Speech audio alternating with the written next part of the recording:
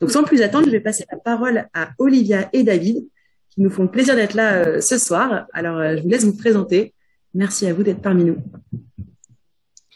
Super, merci d'être aussi nombreux. Merci aussi de nous donner l'opportunité de présenter le projet de la ferme.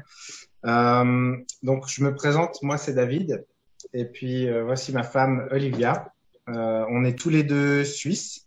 On a respectivement 36 et 34 ans, et puis on est dans le Limousin depuis maintenant 3 ans. Voilà. On va pas se présenter davantage par rapport à notre parcours. Il y a plein on a pas mal de contenu qui est disponible où on parle un petit peu de notre parcours sur nos réseaux et autres. On va en parler tout à l'heure. On va vraiment prendre un petit peu de temps pour vous expliquer un peu l'objectif de ce projet.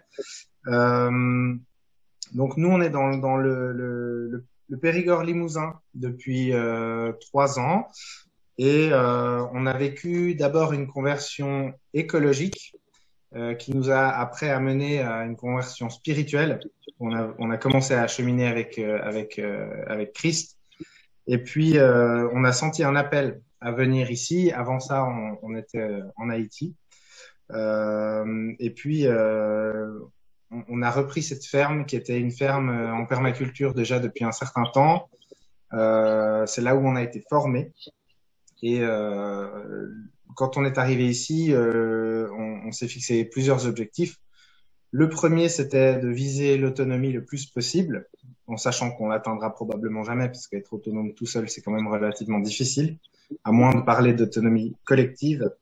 On n'est pas agriculteur à la base. Moi, j'ai travaillé dans les banques et Olivia, elle travaille dans le marketing. Donc, on n'est pas tout à fait du milieu agricole. Moi, je me considère comme un apprenti paysan, parce qu'on apprendra probablement toute notre vie encore, mais on essaie beaucoup d'apprendre à l'aide aussi des anciens qui nous transmettent énormément de choses. Et puis, ben, ici, à la ferme, l'objectif, c'est pas d'être des maraîchers. Donc, on n'a pas le statut d'agriculteur, même si on cultive fruits et légumes, qu'on a des animaux, des arbres fruitiers, etc. Nous, on vend tous nos surplus. Donc, on se nourrit d'abord et ensuite, on vend nos surplus à tous les gens qui passent par la ferme. Donc, chaque saison, on essaie de proposer des produits frais aux gens qui passent chez nous ou des produits transformés. Et ce projet, en fait, c'était à la base la volonté d'en faire un projet d'accueil. Donc, on vit ici, on travaille ici, mais on avait aussi envie d'ouvrir le lieu à d'autres. Et les accueils, on les fait sous différentes formes. On accueille des touristes dans nos gîtes, on accueille des gens en camping. On a 4 gîtes et un espace de camping sauvage. Et puis, on accueille aussi des groupes, ça peut être des élèves de lycée, de collège ou autres. Ça peut être des scouts, des groupes de jeunes, des églises. Voilà. Et puis, on fait aussi d'autres formes d'accueil, comme par exemple des réfugiés. Ça peut être des personnes qui ont besoin de se ressourcer, etc. Et on s'est rendu compte d'ailleurs que pendant cette pandémie, en fait, on avait plus une vocation sociale que touristique, parce que les gens avaient vraiment beaucoup besoin de se ressourcer, de retrouver un petit peu la nature. Et puis après, on fait des activités dans le cadre de la ferme. Donc, on fait des visites, on fait aussi des soirées culturelles. Donc, ça peut être des concerts, ça peut être des soirées cinéma, où on va projeter un film en plein air sur une thématique précise. Et après, on va pouvoir aussi entrer en contact avec les gens et discuter. En général, ça tourne quand même souvent autour de l'écologie. Et puis, on organise aussi des formations en présentiel. On vous en parlera tout à l'heure, donc je ne vais pas m'étendre là-dessus tout de suite. Et enfin, on a créé en fait une formation en ligne qui s'appelle En transition pour la création. Et l'objectif de cette formation en ligne, c'était de pouvoir atteindre un petit peu le public chrétien et les sensibiliser à l'importance de prendre soin de la création de Dieu. Voilà. Je vais m'arrêter là. Je vais passer la parole à Olivia qui va vous présenter la ferme en quelques En photos. image pour que vous puissiez un petit peu mieux vous représenter ce qu'on fait ici. Alors, ok, super. Alors, je Voilà. Donc, le terrain fait 3 hectares et demi. Il est tout en pente. On arrive depuis le bas et on voit qu'on a une première zone en bas potager qu'on verra encore tout à l'heure en photo. On a une petite cabane qui est notre premier gîte, notre maison qu'on voit apparaître dans les arbres. Le chalet qui est un autre gîte dans le taillis de châtaignier. Ensuite, on continue à monter et on arrive enfin à la yourte, à la sortie du taillis. Et finalement, un espace camping avec un, avec un sanitaire dédié aux campeurs. Et tout en haut du terrain se trouvent nos petits moutons. Donc, quelques photos des gîtes rapidement pour que vous puissiez vous les représenter. C'est des gîtes écologiques et un petit peu atypiques. On a d'abord un chalet en fuste de 25 mètres carrés qui peut accueillir 2 personnes. On a une jolie yourte, une grande yourte de 50 mètres carrés pour 4 personnes. Une petite cabane en matériaux naturels, les murs sont en terre-paille pour 2 personnes et une petite caravane qu'on est en train de rénover pour pouvoir accueillir encore un peu plus de monde l'année prochaine. Enfin, cette année. On est déjà en 2022. La partie camping sauvage, comme on a parlé David, avec un petit cabanon qui se trouve dans notre jardin-forêt, donc au milieu de la nature, c'est super sympa de prendre sa douche dehors, sa douche solaire. Il y a des douches aussi avec eau chaude à l'intérieur et un petit lavabo et des plaques pour pouvoir cuisiner. Il y a Benoît qui nous regarde, qui a expérimenté le camping. Oui.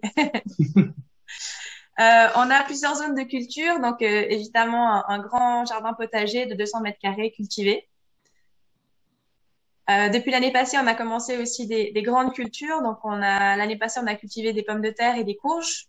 Et cette année, on a grandi encore parce qu'on a l'ambition de prendre un cochon à la fin de l'année. Donc cette année, on a grandi les surfaces pour pouvoir produire la nourriture en prévision justement de l'arrivée de ce petit cochon. On a de nombreux arbres fruitiers à différents stades de développement. L'année passée, on a récolté environ 2 tonnes de pommes qui nous a permis de faire beaucoup de jus. Donc ça, c'est une réelle bénédiction. On a 2 serres, dont cette grande serre qu'on voit là, où on cultive principalement nos tomates, aubergines, poivrons, piments et patates douces. Une basse-cour, bien sûr, avec une quinzaine de poules et 2 coqs. 4 canards, on a 2 coureurs indiens et 2 canards de Barbarie qu'on voit sur la photo, qu'on aime beaucoup, beaucoup, qui font plein de petits bruits. Enfin bon, voilà. Ça met de la vie à la ferme. Nos moutons, on en a 9 en ce moment. On a un bélier, Billy, et 6 brebis et 3 petits agneaux qui sont nés cette année. Maïka, qui est notre chienne et qui fait entièrement partie de l'équipe, qu'on a depuis octobre l'année passée et qui est une border collie qui est dressée pour travailler avec les moutons. Et donc désormais, c'est elle qui court après les moutons et c'est plus nous et c'est super. Et bien sûr, on a une vie sauvage abondante, une biodiversité riche qu'on entretient et qu'on chérit. Donc on a de nombreux animaux, de nombreuses plantes et toutes des photos qu'on a pu prendre ici à la ferme. C'est un bonheur de voir ça et d'ailleurs on attend le printemps avec impatience, je pense que comme tout le monde. Donc voilà, je vais repasser la parole à David et je vais couper le partage d'écran du coup. On y reviendra après. Voilà, merci pour ces jolies photos. Du coup, maintenant ça fait 3 ans qu'on est là. On est un petit peu touche à tout parce que du coup, on fait de l'accueil, mais on fait aussi des cultures, on a aussi des animaux, on plante des arbres, on va commencer à faire des greffes. On est en train de développer un verger là sur un terrain où on a environ 300 arbres qui ont été plantés. Et puis, c'est une période intéressante. Après 3 ans, on commence à pouvoir faire un peu un bilan de cette expérience. Et puis, on arrive un petit peu à mettre le nez sur quels sont les défis qu'on rencontre dans ce projet. Comme je disais tout à l'heure, on s'est senti appelé ici par Dieu et puis du coup, on se considère un petit peu comme missionnaire.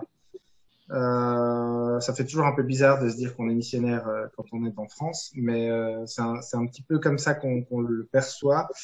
Et puis en même temps, on a cette casquette d'entrepreneur, ce qui fait que c'est pas toujours évident parce que il faut pas oublier non plus ce côté entrepreneuriat, puisque il faut qu'on gagne notre vie et puis en même temps il y a tout l'aspect où on a envie de donner beaucoup, donc on donne beaucoup de choses. Et puis, parfois, il faut arriver à jongler un petit peu entre les deux. Donc, c'est pas toujours évident. Et le fait qu'on vive en fait sur un lieu sur lequel on travaille en permanence fait qu'on a du monde toute l'année. Alors, il y a certaines périodes où il y a toujours plus de monde que d'autres, mais on a généralement du monde toute l'année. Et puis ça, c'est aussi parfois quelque chose qui peut être difficile. Donc, il faut qu'on apprenne à mettre des limites des fois quand on a besoin de se retrouver ou de se reposer un petit peu. Parce que d'accueillir des gens, je pense qu'à Rocha, vous savez de quoi on parle, ça prend quand même pas mal d'énergie et de temps. Et c'est aussi important de penser à soi. Une autre difficulté qui est liée à cette activité, c'est la saisonnalité. Donc, on essaie de se caler sur les saisons, tant au niveau de notre rythme personnel, mais aussi au niveau du travail. Et puis, c'est vrai que il y a des périodes où il y a beaucoup plus de monde que d'autres. Et donc, l'autonomie alimentaire pour nous est capitale parce que il y a des périodes hivernales où on a moins de revenus et du coup il faut quand même réussir à passer un petit peu l'hiver et le fait de pouvoir assurer son autonomie alimentaire, ça permet d'aborder un petit peu ces périodes de vache maigre entre guillemets plus sereinement. Voilà. Et puis le dernier défi auquel on est confronté ici, c'est qu'on n'est que deux pour toute la gestion de la ferme, la gestion du site internet, de la communication, des gîtes, des animaux, etc. Et comme on n'a que deux bras, deux jambes, enfin chacun deux bras, chacun deux jambes, c'est pas évident de trouver un emploi à côté, enfin en tout cas d'avoir le temps pour un emploi à côté. Donc pour l'instant, on est les deux à 100% sur cette activité-là et sur ce projet. Voilà. On avait envie de parler un petit peu de ce que cette expérience elle nous a apprise et puis ça nous a permis le fait de faire ce qu'on fait, d'accueillir des gens dans un univers un petit peu particulier parce que faut savoir que dans nos gîtes il y a des toilettes sèches, on propose une épicerie en vrac donc pour le zéro déchet pour les clients. Olivia fait des pains maison et on essaie en fait d'immerger les gens dans l'expérience de vivre notre mode de vie pendant leurs vacances ou autres et ça, on s'est rendu compte que les gens n'ont pas forcément l'habitude d'être immergés à ce point-là dans ce type d'expérience et que ça les met dans une disposition où finalement on peut se parler, on peut échanger. Et il y a énormément de choses qui se passent. Ça nous permet vraiment de toucher des gens. Ça nous a permis des fois de les réconcilier avec la création. Ça nous a aussi permis parfois de les aider à se réconcilier avec Dieu et à changer de perspective sur la foi chrétienne. Et puis ça pour nous c'est gratifiant parce que ça nous permet de voir que ce qu'on plante dans le jardin, ça nous permet aussi de planter des graines dans l'esprit des gens, dans le cœur des gens. Et puis comme l'a dit tout à l'heure le mari de Marine, Édouard, ça nous permet de voir ces plantes qui poussent quoi et qui portent du fruit. Donc c'est très très encourageant. Pour nous, on a dès le départ choisi de se positionner comme étant une ferme en permaculture chrétienne parce que c'était important de se positionner dans un milieu où la permaculture elle est quand même majoritairement fréquentée par le milieu New Age, etc. Et du coup, dans ce milieu-là, on s'est rendu compte qu'il y a énormément de gens qui, sans le savoir, des fois cherchent Dieu. Et de pouvoir se positionner en tant que chrétien, ça nous amène à pouvoir discuter, ça nous amène aussi à pouvoir témoigner, à répondre à certaines questions et à être des lumières en fait dans ce milieu-là. Et puis on est dans une région énormément fréquentée par des écologistes, souvent qui sont dans des spiritualités New Age ou autres. Et du coup, ben, c'est un petit peu un pont pour nous qui nous permet d'entrer en lien avec ces gens-là. On aime beaucoup s'entourer de ces gens. On est très, très entouré de gens comme ça et on aime beaucoup pratiquer l'entraide avec ces gens-là. Ça nous permet de témoigner autrement qu'avec des mots. Donc, on arrive à témoigner par des actes. Et puis, du coup, on voit en 3 ans que nos rapports avec les locaux, en fait, sont déjà en train de changer de manière assez profonde. Voilà. Dans le cadre de ce projet d'accueil, nous, on a décidé d'accueillir absolument tout le monde, sans distinction de religion, de spiritualité, d'orientation sexuelle ou que sais-je. Et puis, la plupart des gens qui transitent par chez nous sont non chrétiens. On commence à avoir de plus en plus de chrétiens, mais c'est vrai que jusqu'à présent, c'est surtout des non chrétiens. Et puis, ben, c'est toujours très chouette parce que on arrive à vraiment vivre des choses profondes et fortes avec ces gens-là. Et l'idée, c'est de pouvoir aussi offrir un lieu de ressourcement. Comme je le disais tout à l'heure, par rapport à cette pandémie de Covid, on voit que les gens d'arriver dans un endroit où ils entendent pas de bruit de klaxon, où il y a la nature environnante, etc. Ça a beaucoup plus d'impact que ce qu'on peut imaginer parfois. Et on aime aussi pouvoir transmettre nos connaissances et nos compétences. Donc, on fait des visites, on explique un peu comment est-ce qu'on travaille.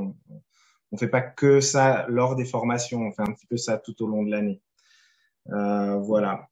Si je peux conclure un petit peu sur ça, c'est que en fait cette ferme, elle nous permet de semer des graines, d'être au contact des gens. Et on a très souvent cette parole de Christ qui dit allez dans le monde entier, faites des disciples. Et puis de plus en plus, au fur et à mesure qu'on avance, on a l'impression d'être devenu malgré nous un peu une espèce de ferme église. Pour vous donner un ordre d'idée, en 2021, on a réussi à accueillir plus de 300 personnes à la ferme. Et on est dans ce que les Français appellent la diagonale du vide. Donc, de pouvoir accueillir autant de gens sur une année en étant perdu dans le Limousin, c'est assez exceptionnel. Et c'est quelque chose, alors évidemment, hein, par la grâce de Dieu. Mais je pense que l'activité qu'on a nous permet un petit peu de susciter un intérêt. Et puis il y a des gens qui viennent et c'est chouette. Voilà. Je crois que j'ai tout dit. Ouais. Du coup, il me reste quelques toutes petites minutes pour parler un tout petit peu de notre formation. Cette année, on organise 3 formations. Ce sont des formations qui durent 6 jours sur place là, à la ferme de la Goursaline. À qui elles s'adressent ces formations? En fait, on a développé ces formations courtes parce qu'on sait que les gens n'ont pas forcément beaucoup de temps à donner pour ce genre de choses. Donc, des formations courtes de 6 jours pour les personnes qui, comme nous, souhaitent changer un peu de vie ou du moins gagner en autonomie. Donc, ces 6 jours, c'est très riche, très complet, peu de grandes théories abstraites. On va vraiment droit au but. On parle évidemment de potager, c'est évident. Mais on va parler des arbres aussi. On parle de la gestion de l'eau, des toilettes sèches. On a la grande chance d'avoir David Nadeau qui va participer, qui est là, qui fait un petit coucou. Voilà, on va avoir plein d'intervenants, tous experts dans leur sujet.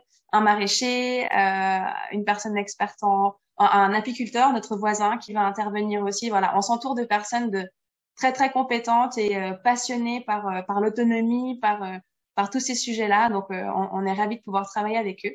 On mettra les dates juste après à l'écran. Je vais repartager mon écran. Voilà, donc des sujets techniques. On parle de permaculture, on parle de méthodologie de permaculture qui nous permet de monter un projet sans trop s'égarer.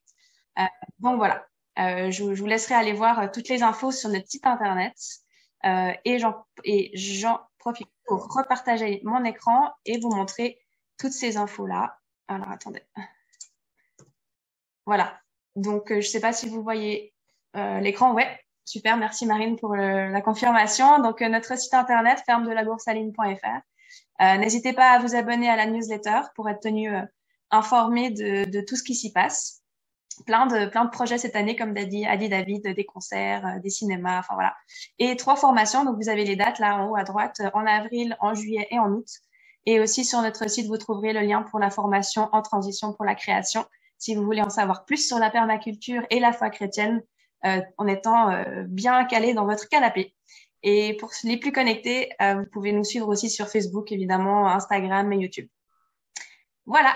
Et n'hésitez pas à aller à lire nos témoignages. On raconte plein de choses sur nos réseaux aussi.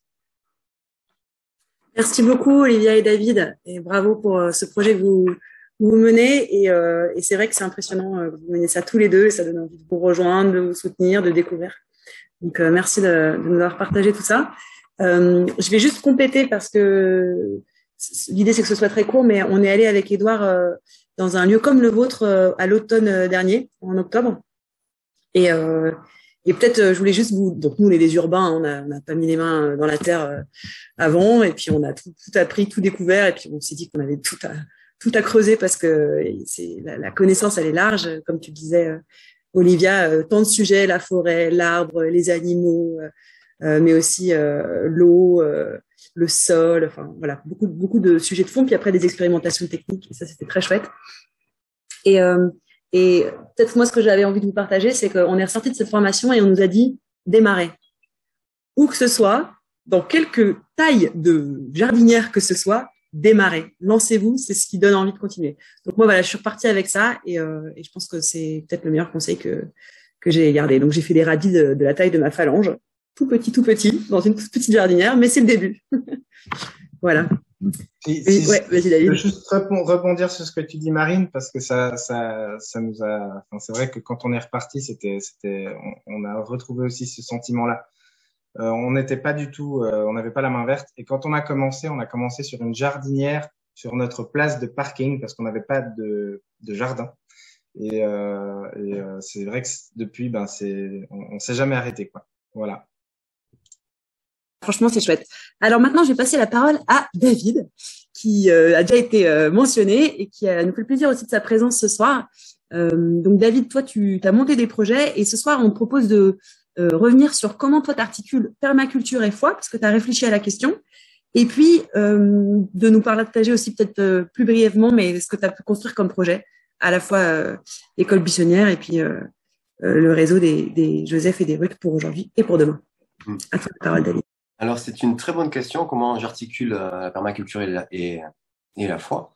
Alors, pour être clair, au début, quand j'ai commencé à former des personnes à la permaculture, eh bien, c'était pas encore réconcilié. C'est-à-dire que pour moi, c'était juste des connaissances très concrètes. Et puis, j'étais un chrétien qui avait des connaissances sur la permaculture et qui transmettait. Mais j'étais pas encore un permaculteur chrétien. Pourquoi? Parce que peut-être que je m'étais pas posé la question, j'avais pas, voilà. Il y a, alors oui, en tant que croyant, l'un des piliers les plus importants dans la permaculture, c'est l'observation et la connaissance de son milieu. Et plus on apprend de choses sur le fonctionnement de la création, plus on ne peut qu'être émerveillé de son créateur. Parce que c'est quelque chose que tous les chrétiens scientifiques peuvent vous dire, ou tous les chrétiens qui se sont intéressés vraiment au fonctionnement des choses, c'est tellement parfait, cette création est tellement merveilleuse qu'on ne peut être qu'émerveillé. Et donc, j'étais déjà un chrétien heureux de vivre ça. Et puis un jour, j'ai des amis qui m'ont demandé de leur faire une formation, mais pour eux, quelques amis, de la famille, mais que des chrétiens. Et en tant que formateur, j'aime beaucoup m'adapter à mon public, c'est-à-dire que si j'ai un public d'agriculteurs, j'aurai pas le même discours, la même façon de présenter mon discours que si je discute avec des bobos ou si je discute avec des chrétiens justement. Et donc je me suis dit la Bible, ça commence quand même dans un jardin, alors je vais bien récupérer une phrase ou deux qui vont me permettre d'illustrer mon propos et en même temps ça sera un peu coloré chrétien, ça sera parfait. Et je suis tombé, heureusement j'étais assis, mais quand j'ai relu ce mandat, le mandat confié à Adam, la vision que Dieu a confiée à Adam par rapport à la création, relire cette Genèse avec mes lunettes de formateur en permaculture, c'était découvrir la vision biblique de la création, le rôle de l'homme au cœur de celle-ci.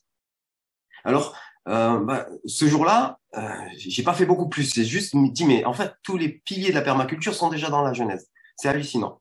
Et donc, j'ai pris le temps de retravailler ça, de me dépouiller de ma lecture occidentale du XXIe siècle, et pour redécouvrir le réel sens du mandat confié à Adam, le mandat confié à l'homme. Et puis, pourquoi je dis me dépouiller de ma lecture d'occidentale? Parce que, par exemple, il y a des verbes qui vous ont, j'en suis certain, choqués dans ce mandat. Par exemple, assujettir. Assujettir, c'est terrible, c'est réduire à l'état de sujet. Pour nous, c'est à vomir de devoir assujettir des gens. Oui, mais ça, c'est à moi, en tant qu'occidental du XXIe siècle. Mais bibliquement, qu'est-ce que ça voulait dire? D'ailleurs, les sujets de qui? Est-ce que c'est mes sujets à moi?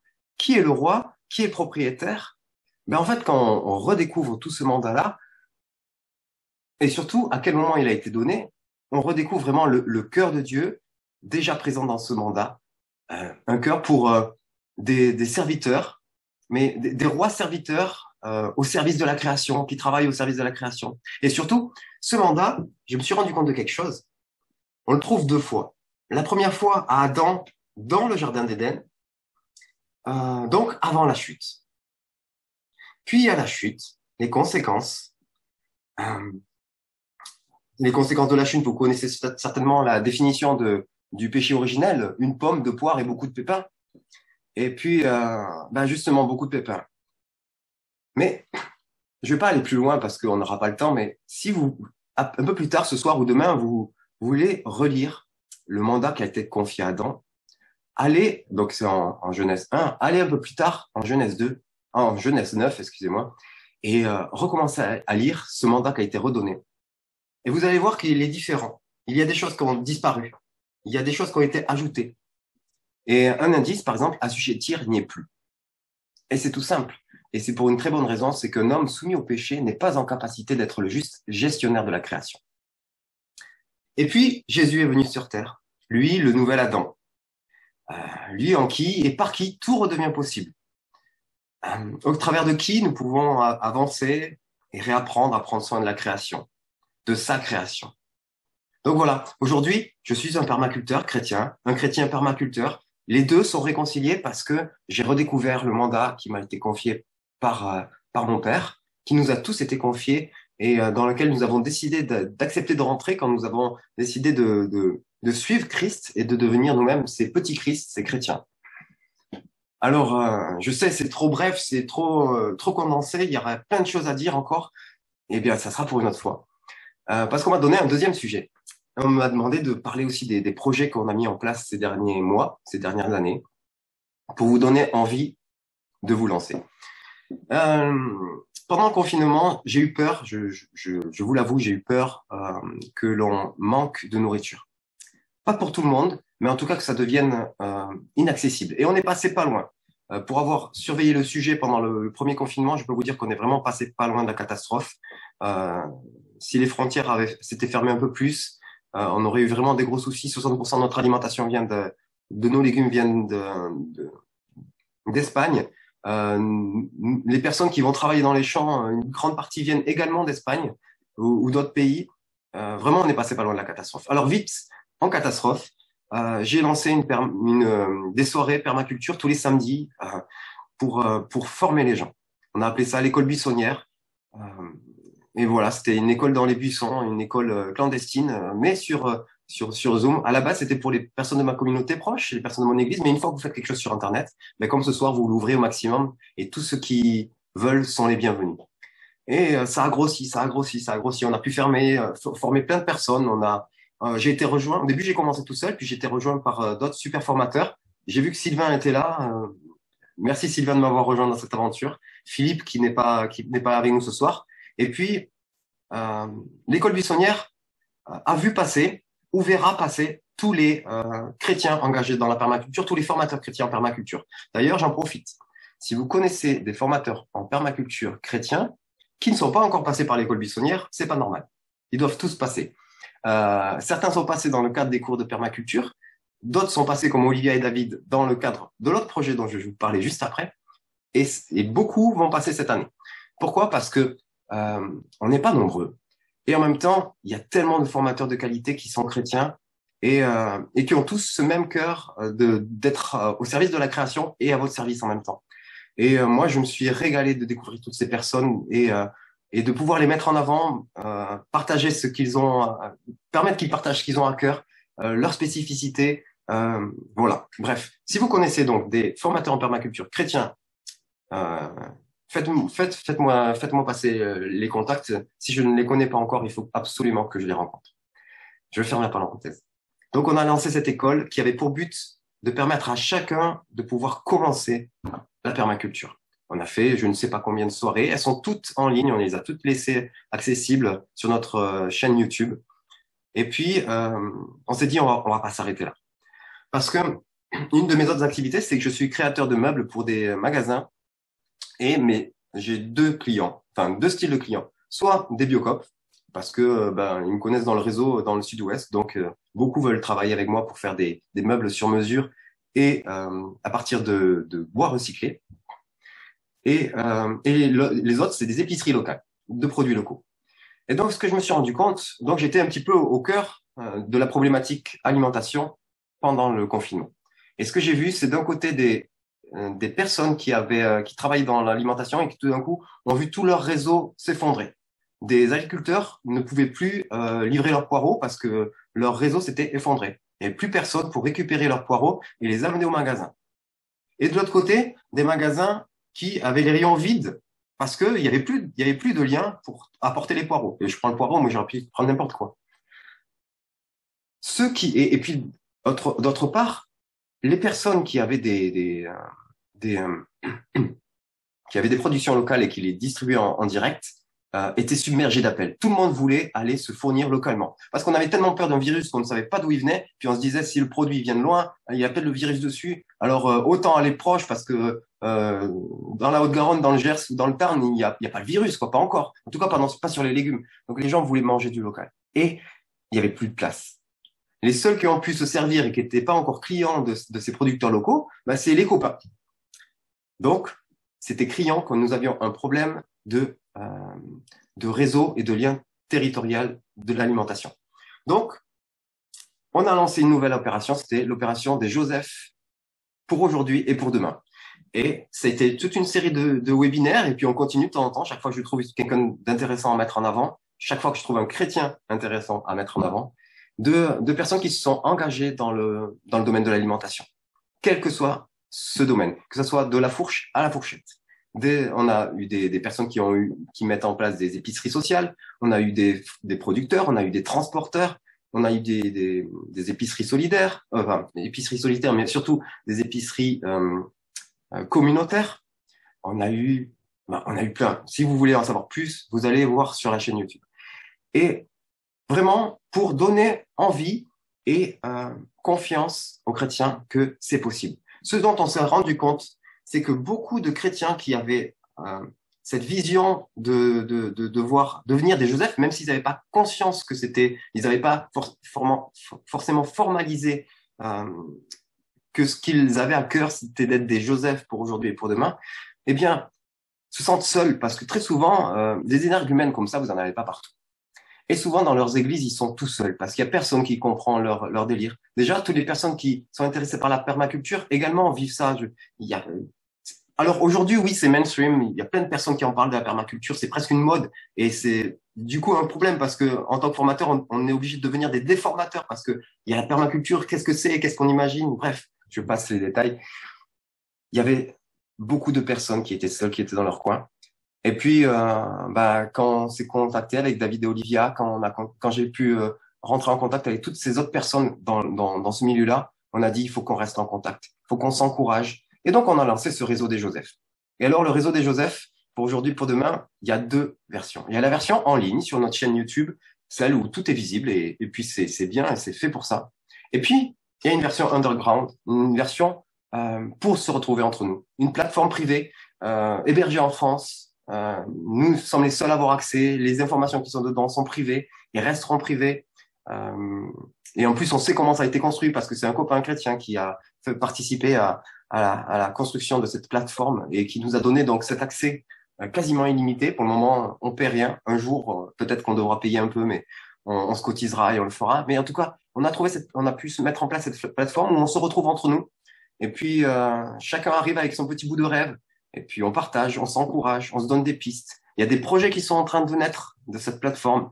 Et donc, mon nouvel appel, si vous êtes vraiment intéressé par les lieux de vie alternatifs, par les lieux où on commence à être des lieux ressources, des lieux refuges, des lieux ressources, si ce genre de choses vous parle, il y a une place pour vous sur cette plateforme. Et elle n'appartient à personne, cette plateforme. Cette plateforme, on l'avait faite à la base pour l'école buissonnière, et puis avec les amis, on a décidé de la mettre en commun, et puis aujourd'hui, elle n'appartient à personne. C'est-à-dire qu'elle nous appartient à tous. Et bien sûr, les fondateurs la gèrent. Et donc, David et Olivia font partie de ces fondateurs et donc font partie des personnes qui ont leur mot à dire sur la gestion de cette plateforme. Mais elle est pour vous, pour tous ceux qui sentent que tout ce que j'ai dit, ça brûle en eux. Et alors, très concrètement, parce que c'est le dernier point qu'on m'a demandé d'aborder, j'espère que j'ai pas trop dépassé, je sais même pas où j'en suis. Mais concrètement, dans mon assemblée locale, on a eu la chance, parce que Dieu nous l'a confié, on regardait un terrain qui est juste derrière. Donc, faut situer Toulouse, quartier du Mirail, une cité, et puis une église. Et puis juste à côté, un miracle, 5000 mètres carrés, non constructibles, semi-boisés, et dont personne ne s'occupe. Et ça fait des années qu'il y a des gens qui ont rêvé de faire quelque chose de ce terrain, mettre un jardin partagé, mettre une forêt gourmande, plein de choses comme ça. Et jamais rien n'avait fonctionné, c'était pas le temps. Mais là, on recevait que c'était vraiment le temps. On s'est positionné dans la prière, en église, en petite équipe. On a prié. On a vraiment fait confiance à Dieu. On a dit à Dieu, on est sûr que c'est toi qui nous a mis ce projet à cœur et tu vas ouvrir les portes. Et il l'a fait. Quelques mois plus tard, ce terrain qui était à vendre, et nous n'avions pas les moyens de l'acheter parce que ces 5000 mètres carrés appartiennent à une grosse maison, une grosse Toulousaine, une belle Toulousaine qui vaut ce qu'elle vaut et c'était pas abordable. C'était pas possible pour nous d'envisager de l'acheter. Et puis Dieu a envoyé un couple, une famille catholique très engagée dans la communauté ici sur Toulouse, qui est tombée sous le charme de cette maison, qui s'est rapidement rendu compte que ce gros terrain, c'était un gros défi pour eux, mais qui ont décidé on regarde pas le terrain, on veut cette maison et on va l'avoir. Et puis, parce que Dieu fait pas les choses à moitié, alors que c'est improbable, il nous a fait nous rencontrer physiquement dans la rue. Et on a pu apprendre à se connaître. Et puis très rapidement, parler de ce terrain. Qu'est-ce que vous comptez en faire? Est-ce que vous avez un projet, etc. Et puis quand ils nous dessinaient la petite idée qu'ils avaient, nous, on savait que la petite idée qu'ils avaient, c'était le projet que Dieu nous avait mis à cœur. Alors on leur a livré. On se connaissait à peine. On savait que nous étions chrétiens. Et puis on savait qu'on avait au moins ça en commun. Et on s'est livré en toute simplicité. Et ça l'a fait. Et encore, il y a 3 jours, j'ai passé 1 heure avec Guillaume, qui est ce propriétaire. Et puis nous avons la même vision. Dieu nous a parlé de la même façon de collaborer, et nous avons vraiment à cœur de pouvoir collaborer entre la communauté catholique et notre communauté protestante, œuvrer ensemble sur ce projet de micro-ferme urbaine, d'un verger. C'est un lieu qui a pour but d'alimenter les bénévoles qui vont y travailler, les bénévoles qui vont passer du temps dessus, et puis aussi, quand il y aura du surplus, ça sera en libre service, à libre contribution à la sortie de nos assemblées locales. Et puis s'il en reste encore, parce qu'il en restera encore, eh bien ça sera distribué par le biais de nos épiceries sociales. Et puis ce projet sera aussi au service du quartier, par le biais de l'épicerie sociale, mais aussi parce que on va permettre aux personnes du 3e âge de venir aussi profiter de ce terrain. Voilà, tout ça pour dire que il y a des choses concrètes qui peuvent se faire entre chrétiens, entre assemblées, pour impacter un territoire. Et il y a 2 jours, j'étais avec 2 adjoints au maire de la mairie, et puis on parlait de comment on allait pouvoir essaimer dans le quartier, comment on allait pouvoir multiplier ça, travailler sur l'aménagement d'un parc un peu plus loin. Voilà, bref, il y a énormément de choses à faire. Et je vais m'arrêter là pour pas déborder. Et soyez bénis. Merci David. C'est enthousiasmant de voir ces projets qui se construisent, et puis cette manière de vouloir partager largement, essaimer, rendre accessible, faire en sorte que ce soit libre d'expérimentation. Bravo pour ce que tu entreprends.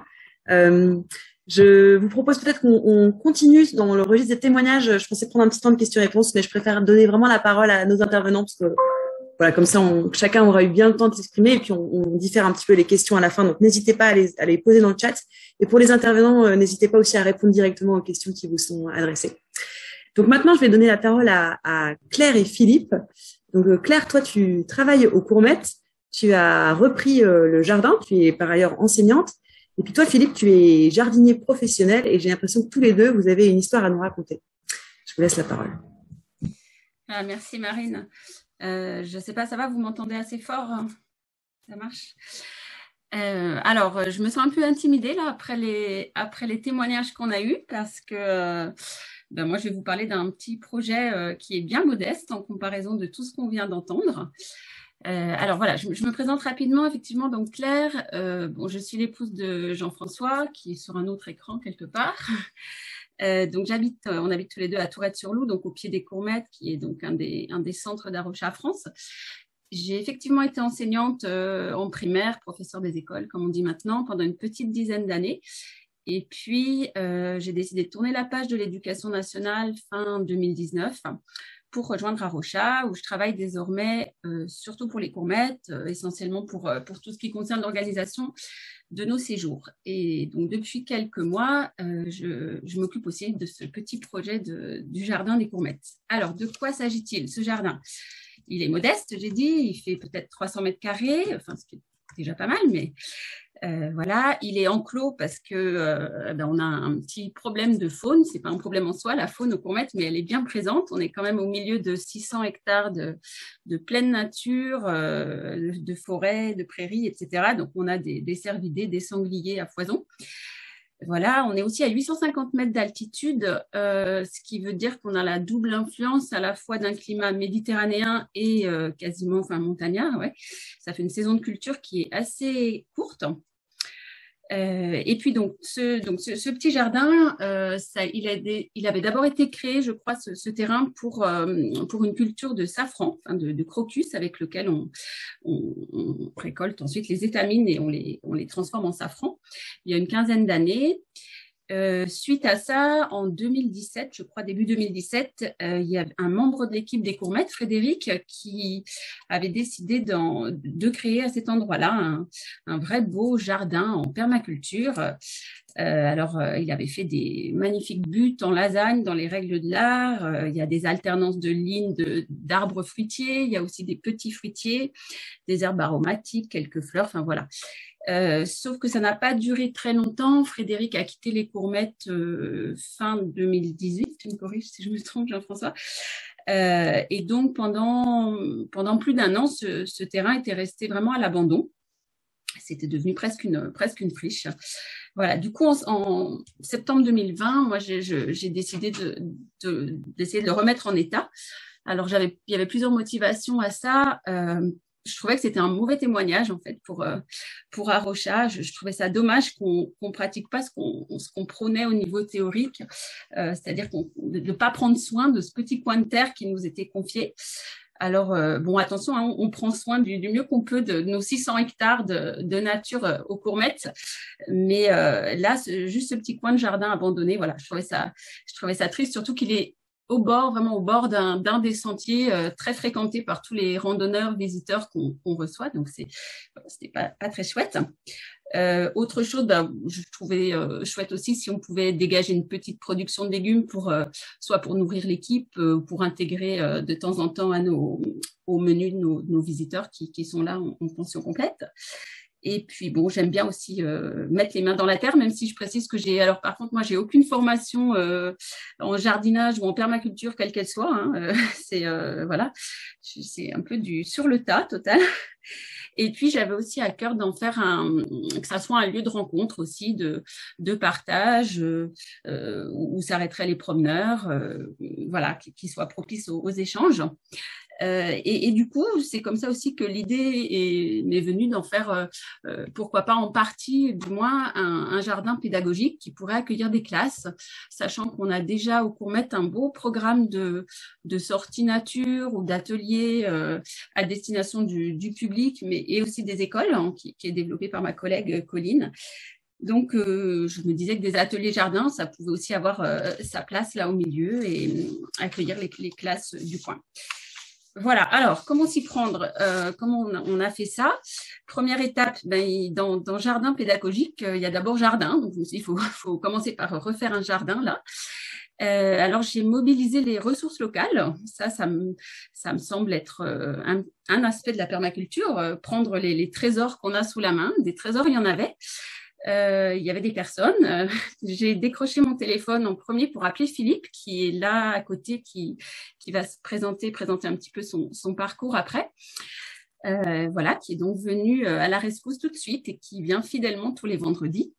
J'ai appelé un élagueur du village pour qu'il vienne nous livrer son broyage. J'ai récupéré les bottes de paille parce qu'au Courmettes, on reçoit beaucoup de mariages qui veulent tous faire des mariages champêtres et qui nous laissent donc plein de bottes de paille après. Donc, c'est parfait pour pailler, forcément. J'ai demandé aux éleveurs, on a aussi la chance d'avoir 2 éleveurs sur place qui ont des brebis et des chèvres. Donc, on a pu utiliser un peu de leur fumier. Il y a aussi un ranch dans le coin où j'ai été chercher aussi du fumier. Voilà, donc j'ai un peu tapé un peu à toutes les portes. Et puis, on a réorganisé un peu tout ça parce que c'était un grand mélange. Frédéric avait savamment mélangé un petit peu toutes les espèces, tout. J'avais un peu du mal à m'y retrouver. Et puis, comme on est pas mal à intervenir, on a beaucoup de bénévoles de passage, c'était pas très facile. Voilà, donc on a essayé de réorganiser quand même un petit peu le jardin. Et puis, donc Philippe va nous expliquer un petit peu plus dans un moment. Lui, il maîtrise bien le côté technique, donc il va pouvoir vous dire comment on s'y est pris un peu plus techniquement pour surtout retravailler remettre en état le sol. Voilà. Et dans un deuxième temps, je me suis dit qu'il fallait aussi peut-être modifier un petit peu ou adapter ce terrain si je voulais pouvoir y accueillir des classes. Donc, du coup, j'ai fait une formation qui était très chouette pour le coup, à un centre que peut-être certains connaissent, au Centre Terre Vivante, près de Grenoble. Donc, ils organisent beaucoup de formations et notamment une qui est vraiment destinée à mettre en place un jardin éducatif. Ça m'a permis de prendre conscience de quelques difficultés. Par exemple, il y a beaucoup d'arbres dans notre tout petit terrain qui sont encore petits, mais beaucoup de fruitiers, mais qui risquent de devenir très grands. Voilà, il y a pas, du coup, la circulation est pas très facile. Les cultures sont pas très bien délimitées et les enfants, pour avoir pratiqué le jardinage dans mes classes de maternelle, ça piétine partout, donc c'est pas forcément l'idéal. Voilà, du coup, cet hiver, on a pu construire des vrais beaux grands bacs potagers, un peu surélevés, bien solides. On a taillé les arbres avec Philippe, qui m'a montré comment faire ça pour on va essayer de les garder assez modestes. Voilà. Et puis du côté du bureau, moi je me suis attaquée à préparer un peu de pub, faire des documents pour les écoles, des flyers, etc. Et là c'est la prochaine étape, essayer de faire venir du monde. Parce que les Courmettes, c'est quand même assez isolé, assez excentré, et il faut pour faire monter du monde, il faut se faire connaître. Voilà, donc aujourd'hui on en est là. Les défis pour nous, pour le jardin lui-même, je le disais, c'est la faune, d'être en pleine nature comme ça. C'est vrai que c'est pas simple. On aurait peut-être des envies d'agrandir, on a des idées, peut-être adjoindre un verger, etc. Mais voilà, il faut vraiment protéger parce que c'est compliqué. Le climat, j'en ai parlé, c'est pas évident non plus. Pas beaucoup d'eau en été, c'est rude. Hein, là, on est encore très très froid et on va avoir froid jusqu'en avril ou mai peut-être. Et puis le temps de travail que ça demande. Moi, je peux pas y consacrer beaucoup de temps. J'ai pas mal d'autres choses sur les Courmettes. Et puis la saison haute pour nous, c'est au printemps, en été surtout, quand il y a aussi du boulot, beaucoup de boulot dans le jardin et puis beaucoup de boulot pour accueillir les groupes. Donc c'est pas l'idéal. Voilà. Puis je le disais, pour le côté accueil de classe, c'est pas, voilà, on est assez loin des centres, des villes, des écoles. Donc pour faire venir du monde, c'est pas forcément évident. Voilà. Par contre, donc je disais, on a aussi on a encore pas mal d'idées. On voudrait mettre en place un système d'arrosage correct.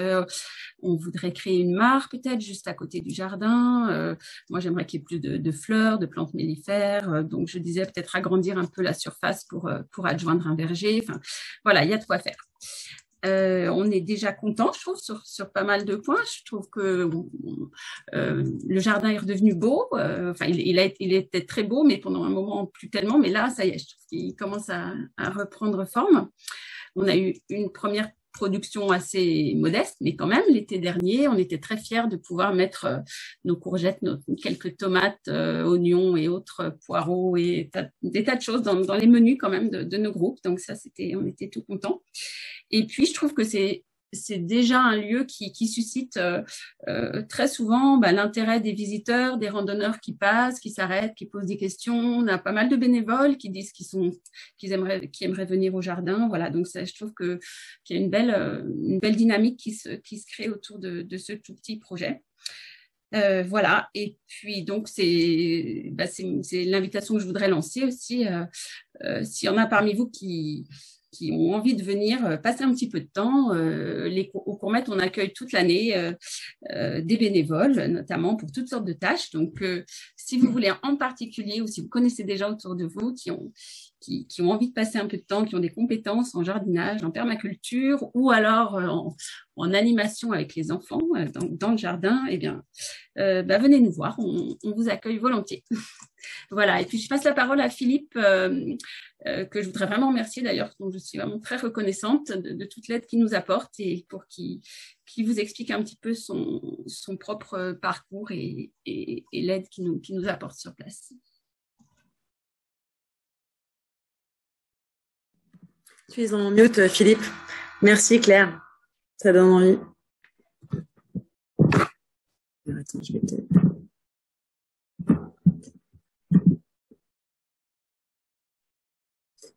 Philippe, on t'entend pas, tu es en mute. Malheureusement, il faut que tu remettes ton micro. Désolé, on t'a pas entendu depuis le début. Voilà, ok. Super. Donc, voilà. Donc, je vais commencer par remercier Claire aussi, parce que ça m'apporte également beaucoup de venir au Courmette, comme j'ai pu l'exprimer. Et merci à toute l'équipe des Courmettes pour l'accueil qu'elle me fait là-haut. Donc, je vais simplement commencer par évoquer un peu mon parcours, juste pour expliquer comment j'ai atterri un jour au Courmette. Donc, au cours de mes études de biologie végétale que j'ai faites à la Fac des Sciences de Montpellier, j'ai eu la grande chance vraiment d'avoir Francis Allais comme professeur de botanique tropicale et d'agroforesterie. C'est vraiment ce qui a fait naître chez moi la passion de toutes les méthodes culturelles les plus en harmonie qui soient avec la nature. Donc, agroforesterie, agroécologie, permaculture, bien sûr, agriculture syntropique aussi, enfin, toutes ces méthodes qui sont finalement des noms différents pour désigner des techniques culturelles qui, en fait, ont beaucoup en commun, quoi. Après mes études, j'ai fait mon service national en tant qu'objecteur de conscience au domaine du Rayol, dans le Var. Donc, le domaine du Rayol, c'est une propriété du Conservatoire du Littoral où se situe le fameux Jardin des Méditerranées, conçu par le paysagiste Gilles Clément. Et c'est là que j'ai appris une bonne partie de mon métier de jardinier.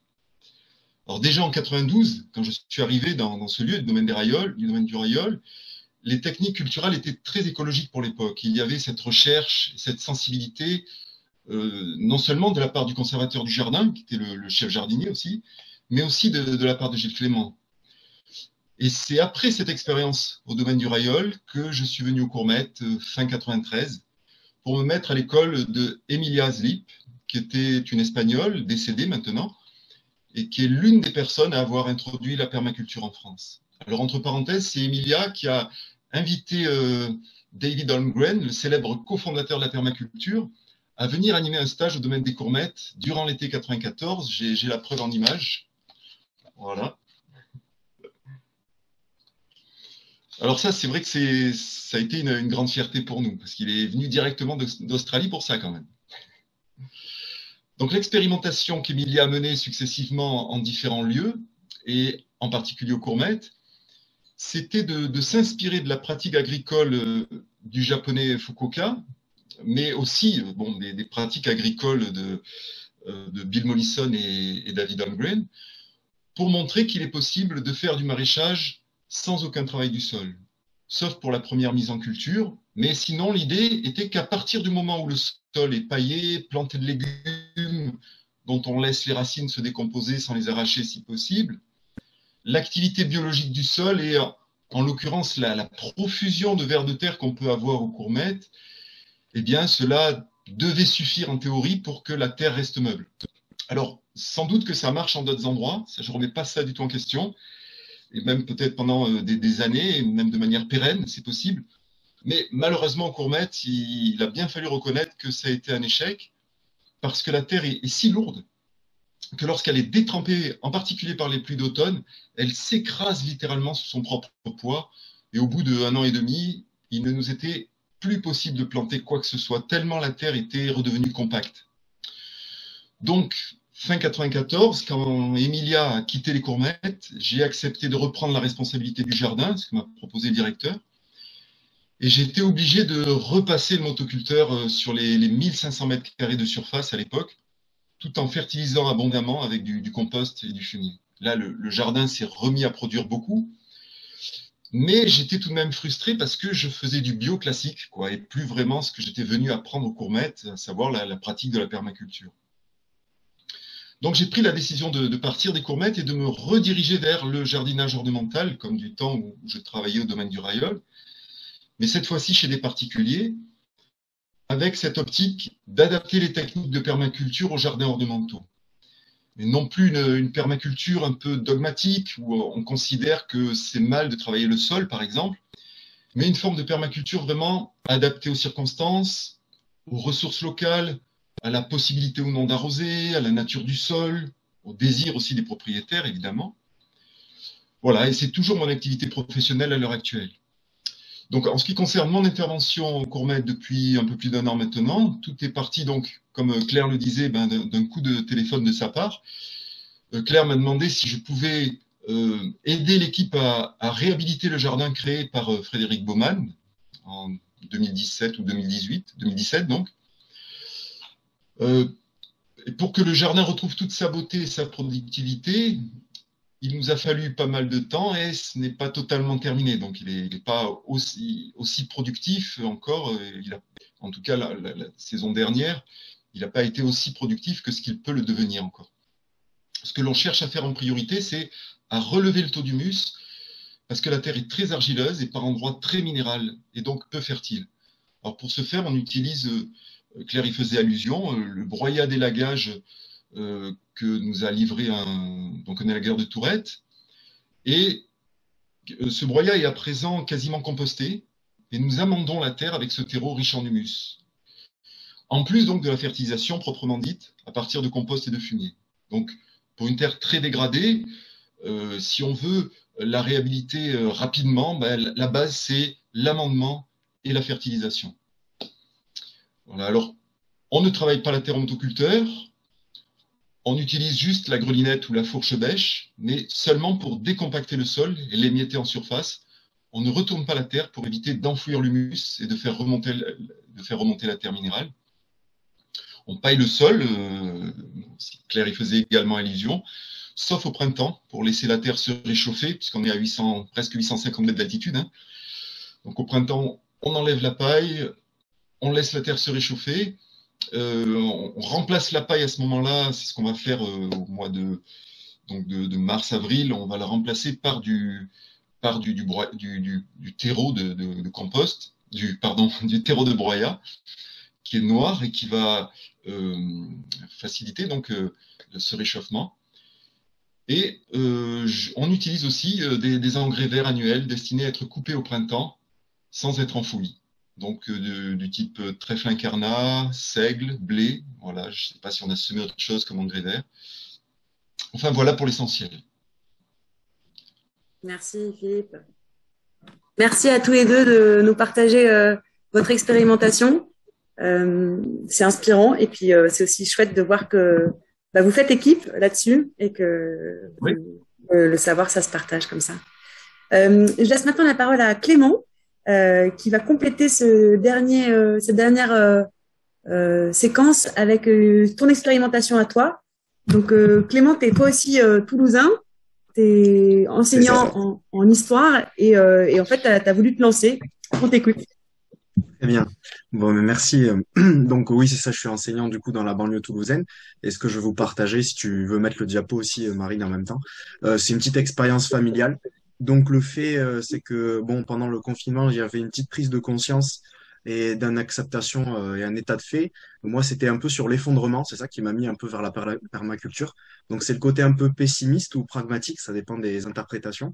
Donc voilà, moi, c'était le côté qu'est-ce qu'il faut faire? Est-ce qu'il faut devenir un peu donc éviter l'effondrement, mais comment? Est-ce qu'il faut être un survivaliste ou alors est-ce qu'il faut être un candide et attendre que les gens fassent les choses à notre place? Donc moi, j'ai décidé un peu de mettre le curseur au milieu et donc de m'intéresser effectivement à la permaculture et de commencer chez moi.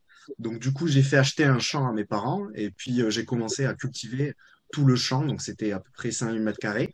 Donc j'ai commencé là, la première photo, vous voyez, c'était mon jardin. Donc comme quoi on peut commencer directement chez soi. Et donc là, j'avais planté 4 kilos de patates et j'en avais récolté 76. Donc j'avais eu un excellent rendement. Et du coup, j'ai cassé le muret que vous voyez un peu à gauche à côté du drapeau, qui est bleu. Et donc, du coup, je suis rentré ensuite dans le champ à côté avec des chevaux, donc, et j'ai délimité une parcelle avec la cabane au fond qui est l'écurie. Et donc, j'ai récupéré voilà tout ce qui est purin de cheval et j'ai commencé à faire mon jardin, donc mon jardin de permaculture. Et donc voilà, après tu peux passer peut-être une autre photo. Ouais. Donc voilà, j'ai commencé tout simplement à faire des bacs. Donc là, c'est l'hiver. Et j'ai petit à petit remarqué que donc, le rendement augmentait. Donc pareil, la terre est très difficile, elle est argileuse. Donc il faut amender, il faut créer un substrat au-dessus. Et donc du coup, j'ai tout appris en lisant des livres, en regardant des vidéos, etc. Et donc voilà. Et puis donc j'ai fait également un parc à poules et une petite serre que vous pouvez voir. Et tu peux mettre l'autre photo aussi. Et j'ai creusé voilà une mare, donc pour faire tout ce qui est milieu humide, etc., pour avoir des cycles naturels, attirer tous les types d'animaux. Et j'ai fait un petit champ de fraises également. Donc voilà, tout ça en même pas un an pendant le confinement. Donc comme quoi, bon, mais quand on s'ennuie et qu'on a que ça à faire, bon, on peut très vite avancer en permaculture, surtout quand on est tout seul. Donc voilà. Et donc du coup, voilà ce que je voudrais vous dire, c'est que voilà, il y a certains défis. Donc ce qu'il faut être extrêmement patient. Donc ça, c'est à l'intérieur de la serre. Là, c'est donc j'ai pris les photos ce matin. C'est pour ça qu'il n'y a pas grand-chose. C'est l'hiver, mais bon, voilà, il faut imaginer plein de tomates, plein de poivrons. Là, c'est des salades, des betteraves et des oignons et de l'ail, je crois. Et du coup, voilà, ce qu'il fallait intégrer. Donc ça, c'est le verger que j'ai commencé à planter. Donc vous voyez pas les arbres, c'est normal. Donc ça fait moins d'un an. Et donc voilà, j'ai essayé de faire beaucoup de choses un peu différentes. Il y a eu des ratés, il y a eu beaucoup d'aléas. On va dire que bah, j'ai perdu quasiment toutes mes tomates parce que j'avais pas mis la serre. Donc j'ai perdu 80 kilos de tomates, j'ai dû faire 80 kilos de confiture de tomates vertes. Et donc voilà, pour vous dire que c'est assez compliqué en fonction de la météo, etc. Et donc ce que je voudrais vous dire et vous encourager, parce que je suis prof d'histoire, c'est moi j'aimais bien la formule des Romains qui disent souvent res non verba, ce qui veut dire tout simplement des actes, pas des paroles. Et j'ai trouvé voilà que les chrétiens et surtout les chrétiens dans le milieu de l'écologie, il y a énormément de motivation, énormément voilà d'émulation. Mais concrètement, voilà, je voudrais vous encourager ce soir à agir et à commencer par vraiment n'importe quoi, une petite jardinière, une mini serre. Moi, par exemple, là, j'ai acheté aussi une mini couveuse. Donc là, je vais avoir des poussins qui vont arriver dans 4 jours. Et j'avais déjà des poules. Donc voilà, vous encouragez juste à vous lancer dans des jardins personnels et peut-être à progresser davantage dans l'autonomie, parce qu'effectivement, il y a un vrai risque alimentaire en France. Et David l'a bien noté, et il y a beaucoup de chercheurs qui travaillent dessus. Et c'est qu'on est vraiment dépendant de ce qu'on appelle les chaînes d'approvisionnement, donc les supply chains. Et si elles se coupent, s'il y a un problème géopolitique, etc., eh bien, on est finalement coupé de nos principales ressources, à savoir la nourriture. Et donc voilà, je voudrais juste vous laisser avec le fait de dire aux chrétiens voilà, qu'il y a une certaine vision, c'est aussi voilà, de se tourner un peu plus vers l'autonomie, pas l'autosuffisance, mais également la solidarité, et vraiment de se tourner vers le côté alimentaire, parce que, à mon sens, c'est quelque chose qui va être important dans les 20 prochaines années, d'être autonome au niveau des aliments. Et donc, moi, je voudrais partager juste, j'essaye de tenir le timing, il me reste 30 secondes, le proverbe 29, verset 18 qui dit lorsqu'il n'y a pas de vision d'avenir, un peuple vit dans le désordre. Heureux alors est l'homme qui obéit à la loi.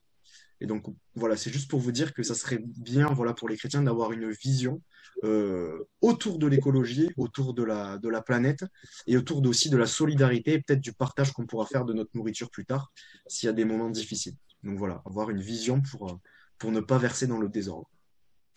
Voilà. Merci Clément, merci beaucoup.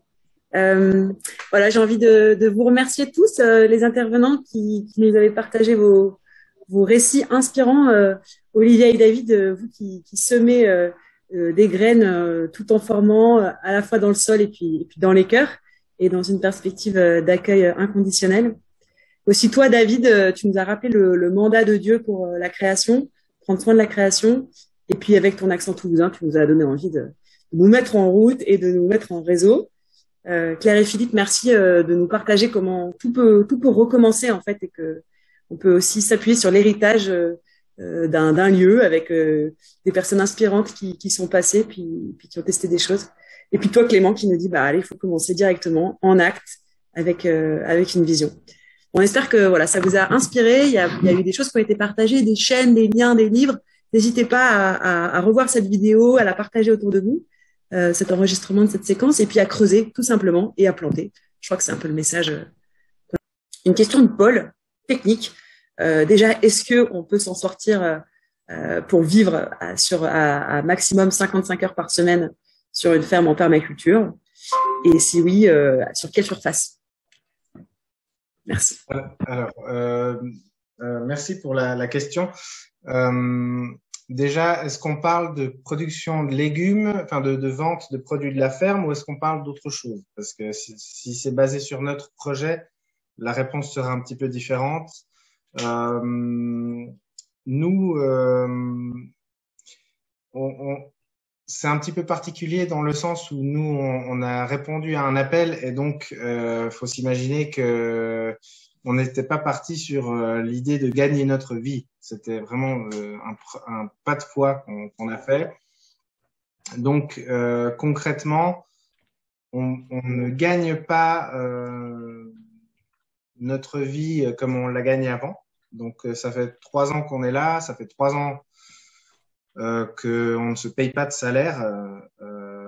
On a juste de quoi rembourser le prêt immobilier qu'on a et les charges éventuelles qu'on a. Faut se dire qu'on a pas mal d'éléments. Donc, on est autonome en eau, on a du bois de chauffage, on est autonome en fruits, légumes, protéines animales, donc les œufs, la viande. Voilà, on est autonome en champignons aussi. Enfin, voilà, ça fait pas mal de choses. On est autonome en fruits. Mais du coup, le choix de vie qu'on a fait que on va pas manger de bananes ou de mangue, par exemple. Mais ça, c'est un choix qu'on a fait. On va manger les fruits qu'on a de saison. On va essayer de les garder le plus possible. Donc là, par exemple, on a encore des pommes de garde, mais on aura des fruits qu'on va congeler également. Et l'objectif n'est pas de se verser un salaire. Ceci dit, un jour peut-être. le jour où on n'aura plus de prêt en fait immobilier à rembourser, parce que c'est vraiment la plus grosse charge qu'on a, on vivra assez tranquillement de notre activité. Et puis on connaît des gens, notamment un des intervenants qui vient à nos formations, qui lui est maraîcher en permaculture, donc il est sur à peu près 5000 mètres carrés de jardin. Non, cultivé, je crois que c'est à peu près 5000 mètres carrés. Et lui, il vit de son activité de maraîchage. Par contre, il faut savoir qu'il a un mode de vie qui est très, très, très, très sobre. Et c'est là aussi qu'il faut comprendre qu'on peut vivre de la permaculture à condition d'accepter d'avoir une vie sobre, où on va dépenser le moins possible, où on va pas forcément voyager, où on va et tout ça en fait ça dépend un petit peu des choix de vie de chacun. C'est clair que si on veut qu'on continue à pouvoir partir en vacances, à pouvoir continuer à aller au restaurant, etc. C'est difficile d'imaginer de vivre de la permaculture aujourd'hui, à moins qu'on soit sur des projets collectifs comme il y en a par chez nous, où c'est 5 ingénieurs agronomes, donc déjà ils ont un bagage professionnel qui est pas donné à tout le monde, qui font à la fois des farines, du blé, du pain, du lait, du fromage, de la viande, etc. Et eux, ils arrivent à se dégager un SMIC et 5 semaines de vacances par an. Mais s'il y en a un qui part en vacances, étant donné qu'ils sont tous ingénieurs agronomes, il y en a un pour le remplacer et puis il sait exactement ce qu'il faut qu'il fasse. Voilà, donc c'est une question qui est très difficile à répondre. parce que ça dépend du contexte et du niveau d'engagement de chacun. Et je rajouterais juste rapidement qu'en permaculture, un des principes parle de privilégier la diversité. On parle de biodiversité souvent, mais nous, on croit aussi, franchement, que la diversité des revenus est super importante, et on l'a bien vu avec la crise qu'on a vécue, que si on avait dépendu que d'une seule source, ben, ça aurait été très compliqué. Donc, de diversifier les sources de revenus, les activités, ça permet aussi plus de résilience. Moi, je vous remercie pour l'honnêteté de votre réponse, et qui rejoint du reste ce que m'avait expliqué David Nadeau là quand on s'était vu à Saint-Araï. Bon, on peut pas passer le reste de la soirée sur le sujet, mais je pense que c'est un vrai sujet. Quelle est la place de la permaculture aujourd'hui, en 2022, déjà dans la société, pour ne pas passer pour des espèces d'illuminés et qui se condamnent à vivre de façon très chiche. On est quand même dans une société où on a des contraintes, on doit payer les impôts, où on doit élever des enfants, on doit leur permettre d'avoir des études correctes, etc. Donc, il doit y avoir un réalisme économique. Alors, avoir l'honnêteté de dire, attention, la permaculture ne permet pas ça, ça ne veut pas dire qu'on condamne la permaculture. Moi, je suis un ardent défenseur de la permaculture, mais il faut donner à la permaculture sa juste place en disant, écoutez, actuellement, dans le contexte économique du 21e siècle, en France, en pays occidental, etc., la permaculture, non, ne peut pas être une vraie alternative économique pour une famille. En revanche, c'est un modèle. D'abord, c'est un modèle en Afrique, hein, Éric Toumieux nous l'a très très bien illustré, mais c'est un modèle, je dirais presque de la nouvelle terre à laquelle nous aspirons. Donc, intégrer un petit peu toutes ces questions, mais avoir l'honnêteté de dire, aujourd'hui, non, la permaculture ne permet pas d'avoir un revenu économique satisfaisant pour élever une famille. Donc, à partir de ça, trouver sa juste place et trouver le juste message de la permaculture, pour pas dire, pour ne pas prendre le risque de la ranger dans le domaine des illuminés et des marginaux, ce qui aussi pourrait être compromettant quand vous avez une position de missionnaire. Donc, moi, je souhaiterais qu'on reprenne cette discussion de façon plus longue, peut-être avoir un petit groupe de travail, enfin, ou un petit groupe de réflexion, qui se réunit qu'une fois ou deux fois, mais qu'il y ait une espèce de philosophie qui se dégage du sens de ces projets de permaculture, et notamment avec une perspective chrétienne. Avis aux intéressés, s'il y en a qui sont intéressés par le sujet, vous pourrez contacter Paul et on pourra organiser quelque chose. On avait encore une question pour Olivia et David. Comment vous faites ça, tout ça, juste vous deux? On n'est pas que deux. On n'est pas que deux. Alors, bon, Olivia est un être humain doté d'un fichier Excel intégré dans sa tête. Donc, ça aide énormément. Elle est suisse-allemande. Elle vient s'il y a des Suisses dans le Zoom, elle vient de Turgovie. Et c'est la Suisse primitive. Donc, c'est le plus germanique de ce qu'on peut faire en termes de Suisse. Et vous Tout ça pour dire que je suis très organisée. Vous connaissez l'expression des montres suisses. Donc, non, l'organisation, ça joue énormément. Ça nous permet de gagner énormément de temps. Donc, on a des fichiers dans lesquels on sait combien on a de graines, on sait combien on va en semer, on détermine le taux de germination, etc., combien on va récolter de graines pour l'année suivante. Enfin bref, il y a beaucoup d'organisation derrière tout ça. On a aussi l'avantage, mais ça oui, elle parle très bien français, Olivia. Je parle pas allemand. Mais le gros avantage qu'on a en fait, et ça c'est un cadeau de Dieu, il faut le dire, hein, c'est que quand on est arrivé, on avait beaucoup de connaissances théoriques, mais très peu de connaissances pratiques. Et en 3 ans, Dieu il nous a enseigné de façon surnaturelle, quoi, comme il en a le secret. Et on a plusieurs personnes qui sont des personnes ressources qui gravitent autour de nous. Donc, il y a nos voisins qui ont 40 ans d'expérience en autonomie, qui sont des jardiniers hors pair, qui sont des vrais paysans, qui connaissent la nature, c'est des encyclopédies vivantes.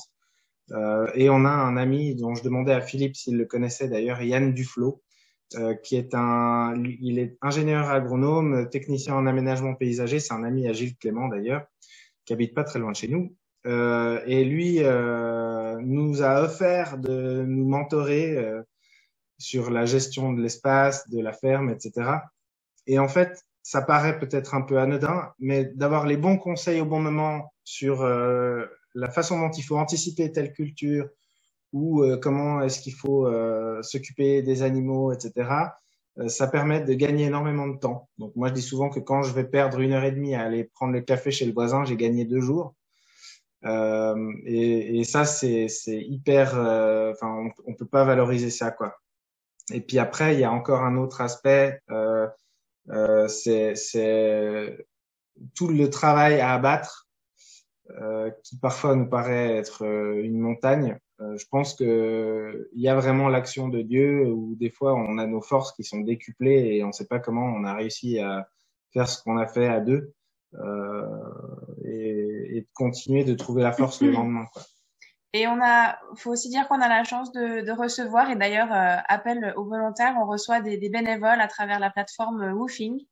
Donc, on a des coups de main de temps en temps qui sont les bienvenus. Donc, si vous êtes intéressés, n'hésitez pas à nous contacter.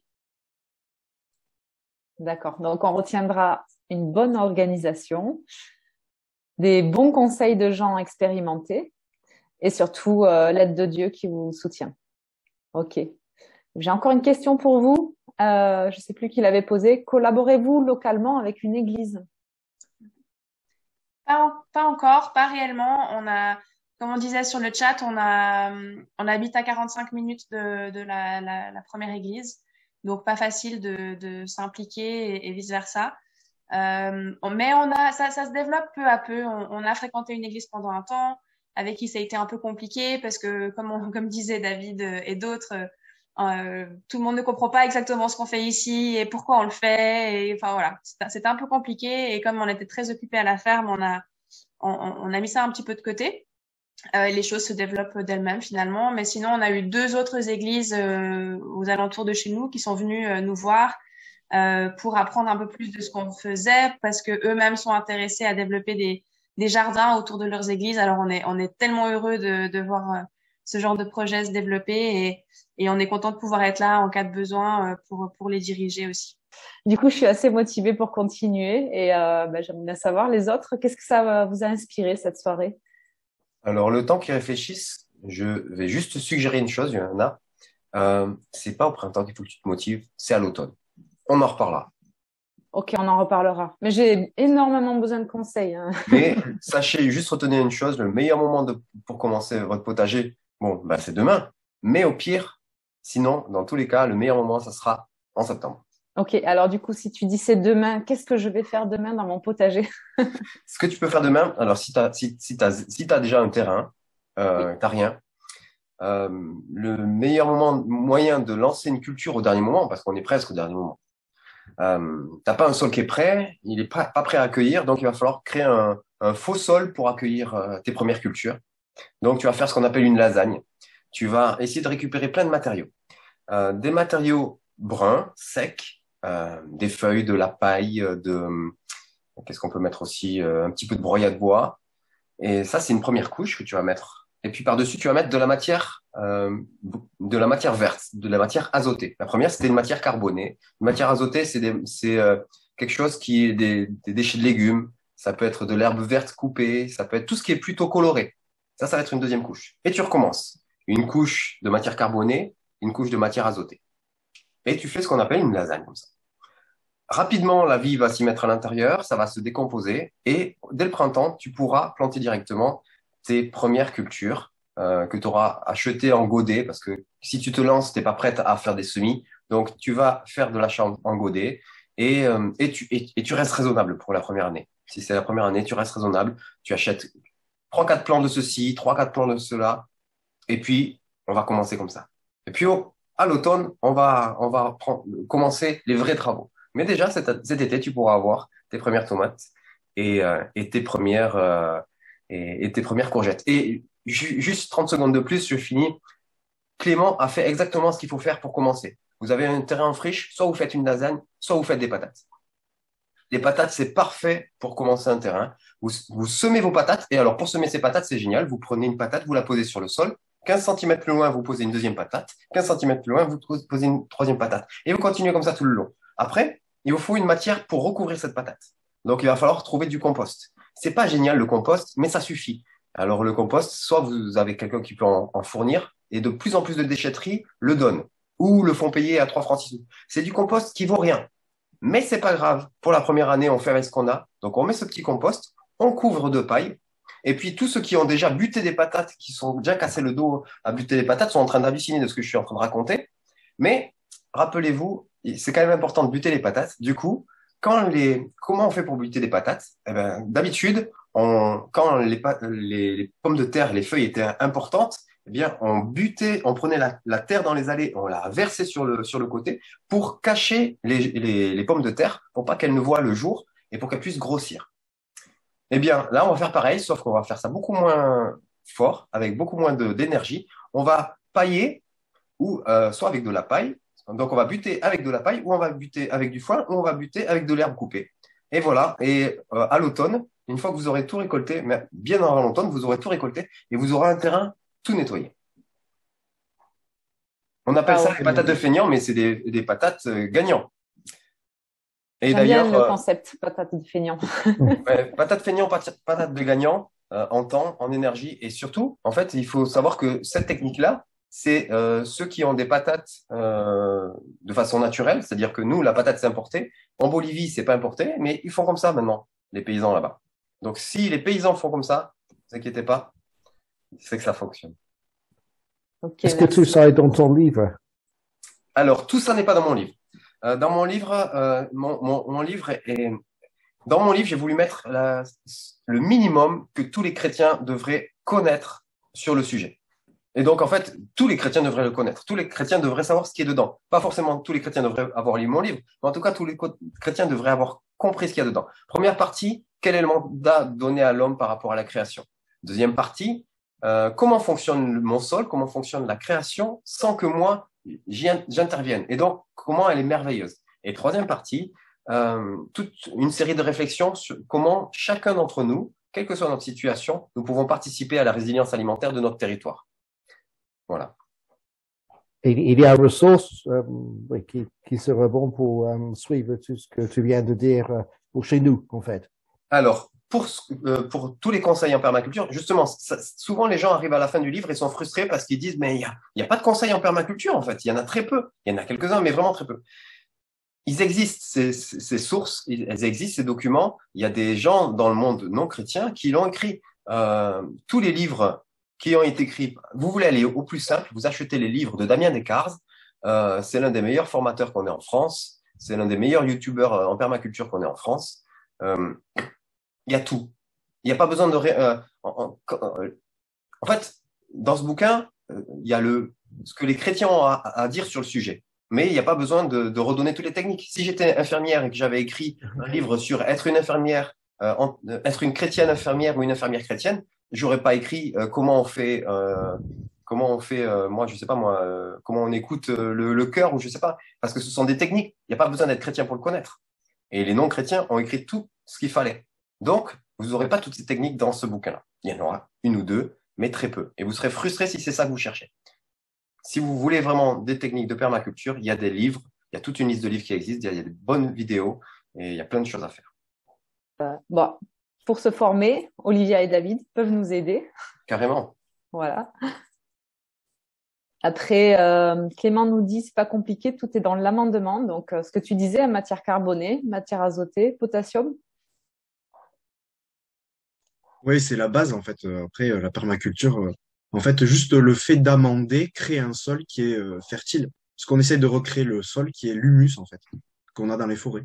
Et donc, tout doit pousser en dosant chaque matière en fonction de la plante. Et pour le potassium, on s'y prend comment? Le potassium, on le trouve, donc c'est K comme symbole. Oui. On peut le trouver dans la cendre en petite quantité. Donc, il faut un peu mettre de la cendre, etc. Mais pas trop. Sinon, on sature le sol en potassium. Voilà.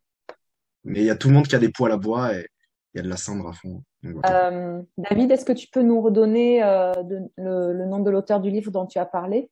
Alors, le nom de l'auteur du livre dont j'ai Oui. parlé, c'est Damien Descartes. Laura Bousselin l'a mis rapidement. Damien Descartes, permaculture agroécologie. Ah oui. Ça, c'est permaculture agroécologie, c'est sa liste, c'est sa chaîne YouTube.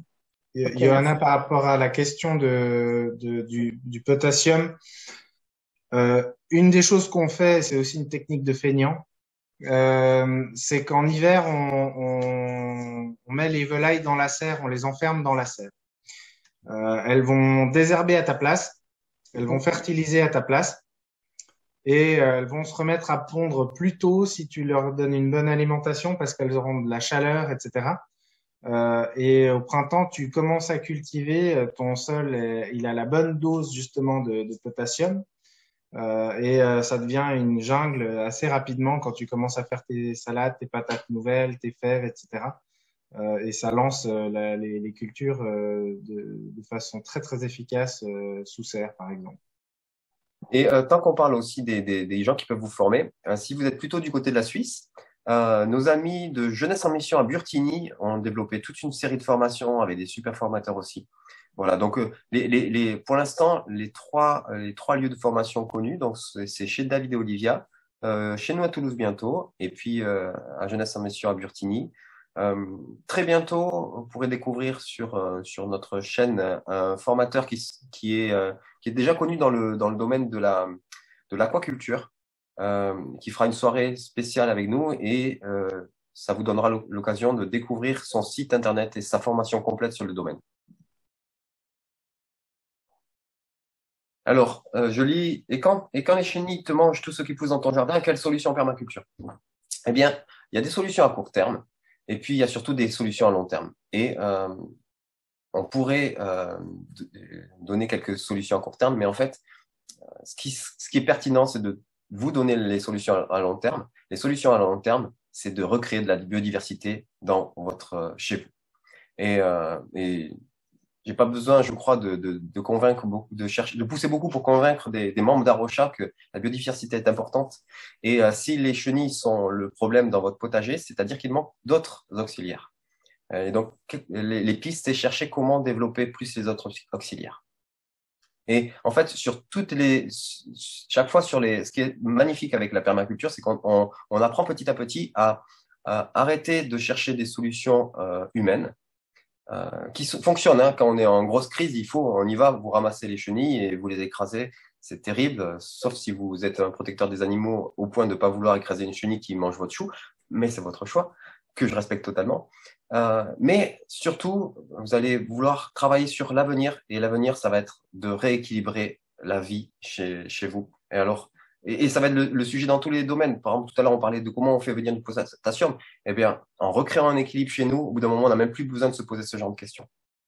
Et souvent, je dis aux personnes que si vous avez des problèmes de ravageurs et de maladies, ne venez pas me demander parce que je suis très mauvais pour gérer les maladies et les ravageurs, parce que je n'en ai pas. Ou très peu. Parce que, en fait, j'ai eu la chance de commencer mon potager avec les techniques, justement, en écoutant toutes les vidéos de Damien Descartes sur permaculture, agroécologie, etc. Et de pouvoir commencer correctement à rapidement créer mon potager. Moi, quand je me suis lancé, j'habitais dans un ancien marécage, dans une ville où c'était le marécage. Et une année où il y a du mildiou, il y a du mildiou partout. Mais mes voisins sont tous venus me voir pour me demander comment ça se fait, David, que tu es le seul qui ait des tomates qui fonctionnent cette année.